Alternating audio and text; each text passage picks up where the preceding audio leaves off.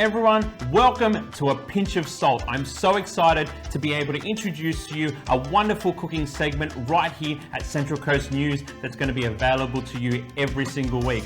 Okay everyone, my next guest does not need any introduction. We have Grant here from Bay Rd Brewery. Grant, I love you, I love your beer, I love everything about your brewery in Gosford. Tell us a little bit more about how it started. How it started? Well, it is beer, so it did start over beer.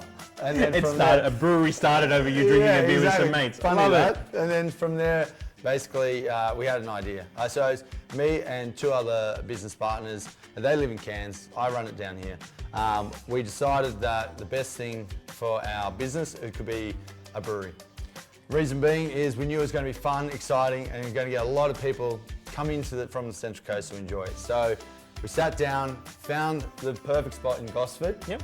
Gosford is growing. We know it's going to grow even bigger than what it is now, and it's going to be the staple for the whole Central Coast. Yeah, awesome. So that's where it started. Yeah. So the brewery started off with the back of going, we kind of have a couple of beers, why don't we just start our own brewery? But you didn't come to the decision of Gosford just out of interest. Like, what was the actual main decision of bringing it in here in Gosford?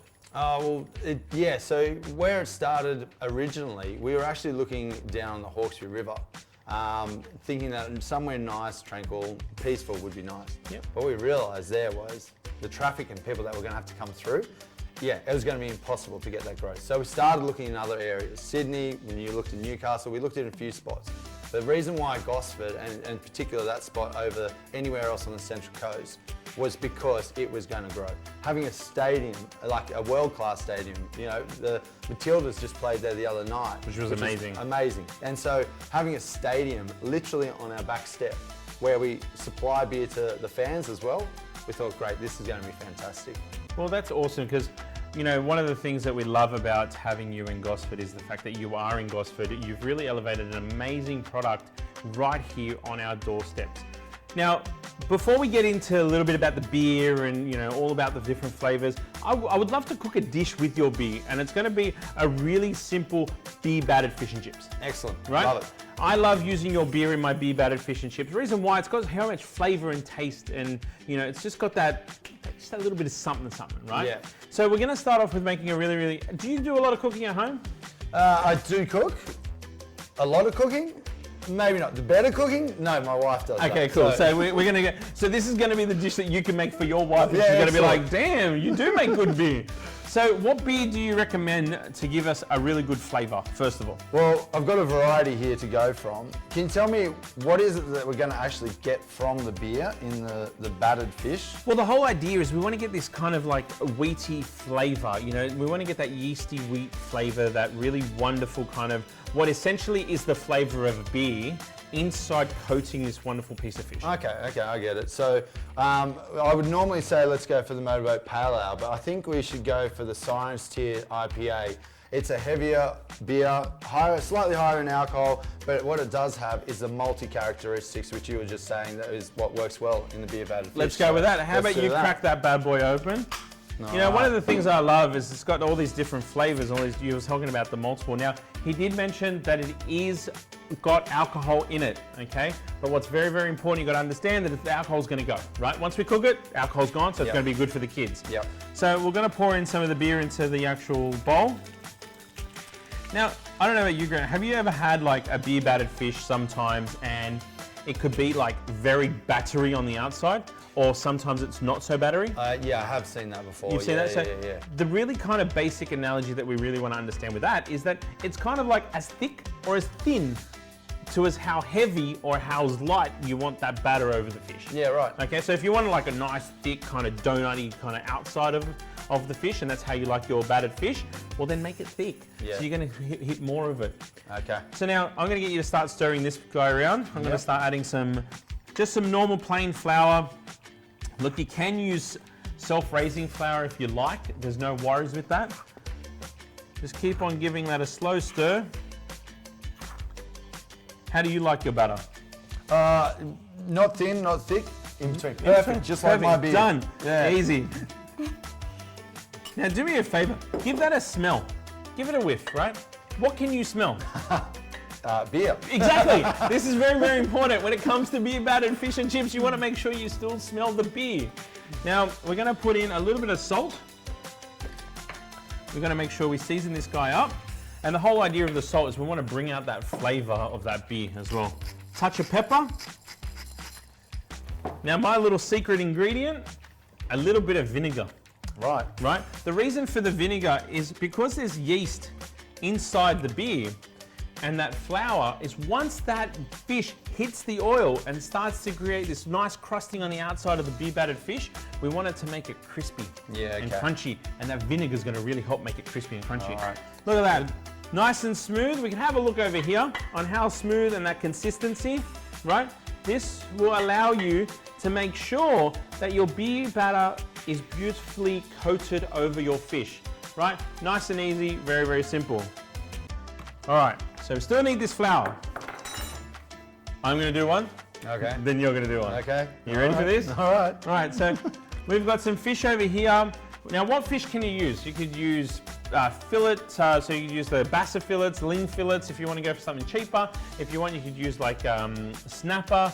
You could use some miradori if you like, anything that's white and soft, which is really, really nice. So we're just going to coat this fish into the flour. Reason why, we want to protect it. Okay. Okay? What are you protecting it from? We're protecting it from the hot oil. Oh, okay. Right? Essentially, we're just protecting it from the hot oil. Get rid of that excess, place it in a hot oil, and dip it in. Oh, simple. You gonna go for it? You Yeah. do it. All right. Little bit of fish, flour, dip, and then straight into the oil. Oh, nailed it. There you go. Thank you. We'll put these guys aside. Now, while they're cooking up and getting a nice color and a nice crusting on it, tell us a little bit more about the range of flavors you have within your brewery.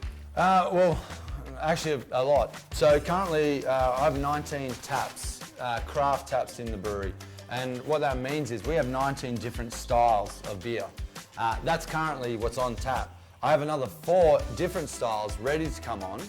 And why I've got so many is because we're known on the coast for being creative with our beers. Similar to cooking and things like that, where you have different styles, different flavor, text styles, and all that sort of thing that goes along with it. Similar to beer with us. We like being creative.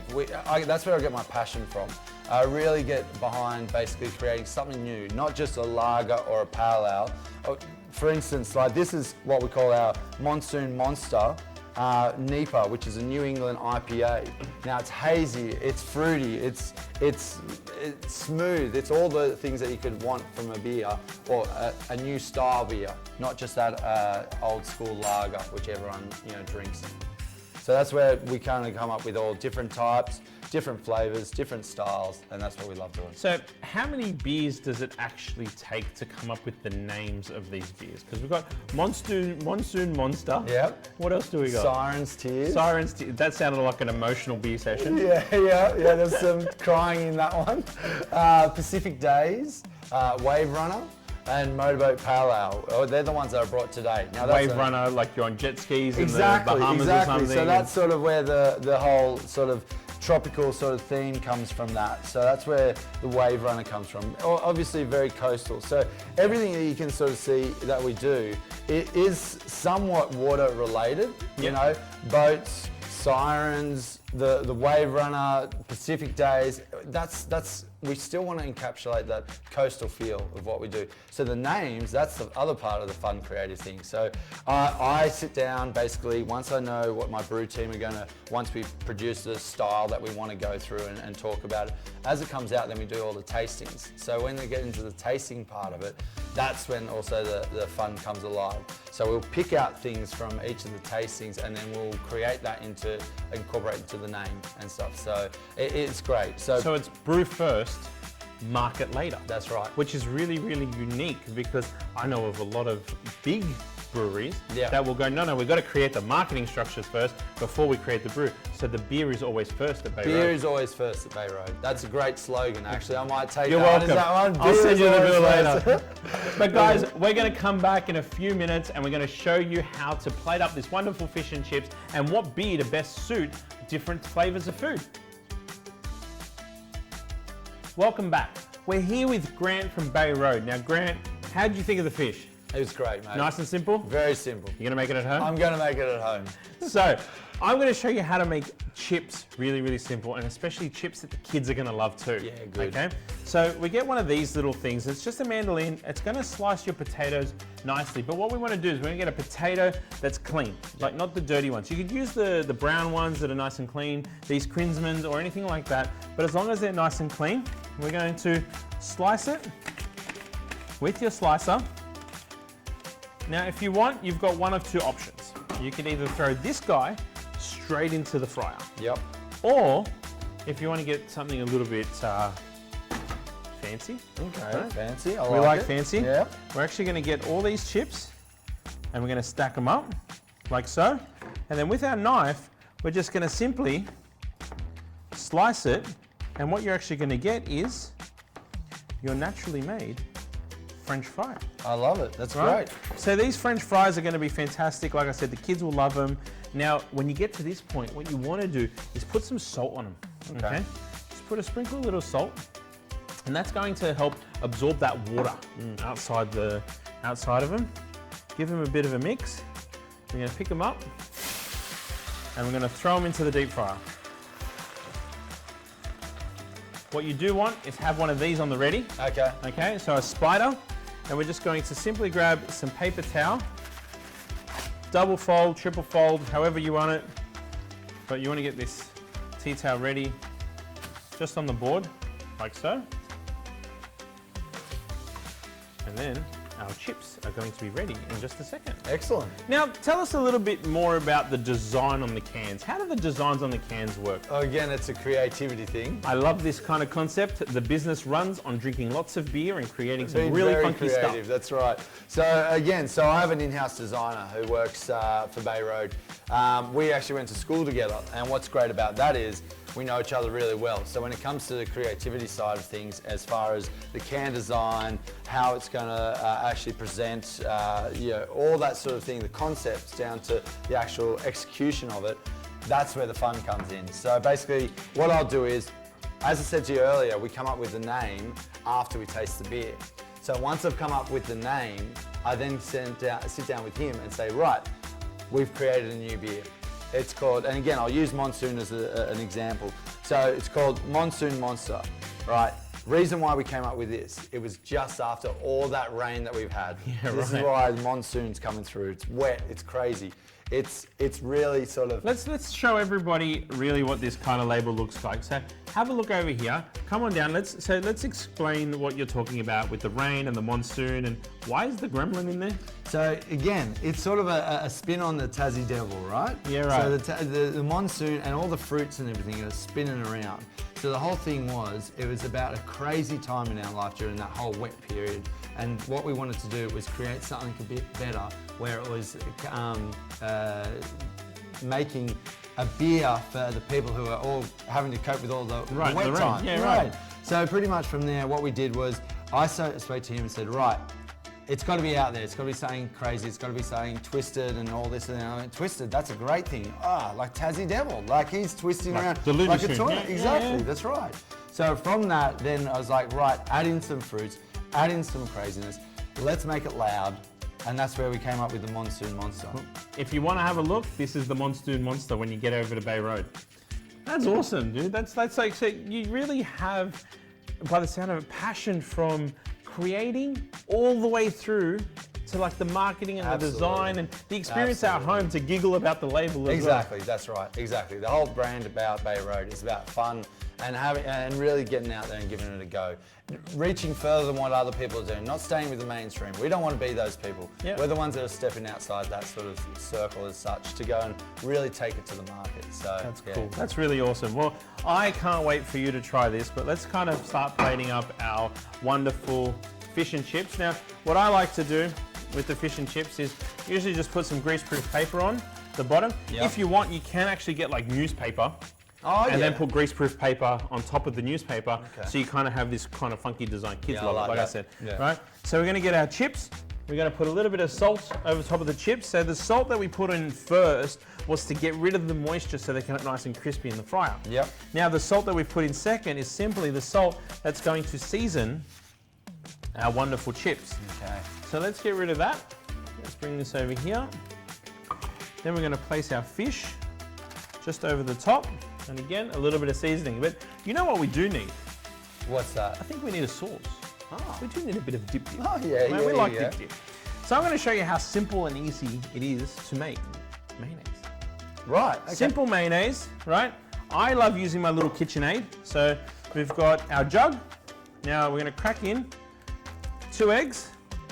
Now a lot of recipes do call for the egg yolks only, right? But because we've got this little whizzy thing, we can actually use the whole egg, no Okay. worries. Now a little bit of mustard. Now I use a Dijon mustard just because I like the flavor. You can use an American mustard if you like.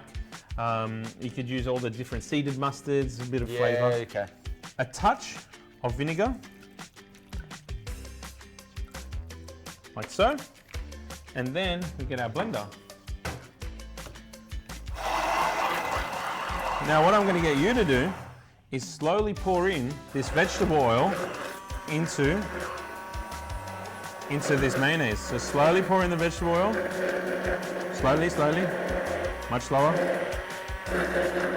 Nice and slow. And you'll see the mayonnaise slowly come together.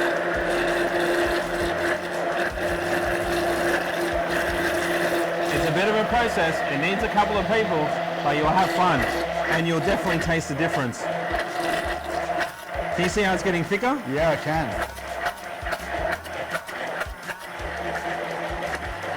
And that's about it.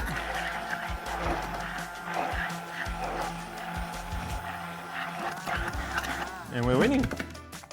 Mayonnaise. Done in 30 seconds. Done in Look 30 at that. seconds. We're going to put a little bit of seasoning.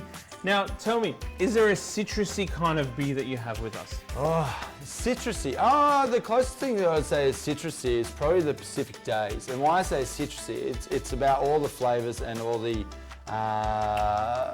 fruit that we sort of put there with Pacific Days. This one, if we're trying to look at what we're trying to pair with, is that what you're trying No, to what go, I'm or- thinking is crack open one of those guys. Okay. I want you to try something for me. Okay. So try this on its own, right? Yep. Yep. Fresh, tasty mayonnaise. Very. Now what we're going to do is, because this is also nice and thick and we have the ability, because we made it ourselves, we're going to pour a touch of your beer inside that, Nice. right? Shake that off.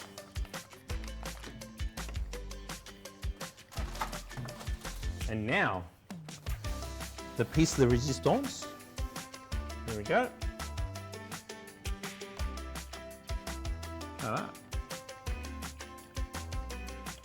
Yeah, I can taste the difference. That's for do? sure. You like it? I do. You like that mix? I think that little bit course. of beer, especially Absolutely. That with would this match guy. really well with that. Now we're going to put that dipping sauce on the side here. Now, more importantly, it's time for you to try Oh, this fish and chips. Now, please tell me if Please. I've made justice Sir. to your beer. let's. A little bit of sauce. Bit of I've the got to sauce. get the chips Gotta get too, chips. right? Got to get the chips. If you want to be fancy and use forks and knives, you can. Well, thank you. I wasn't It's sure. kind of cute.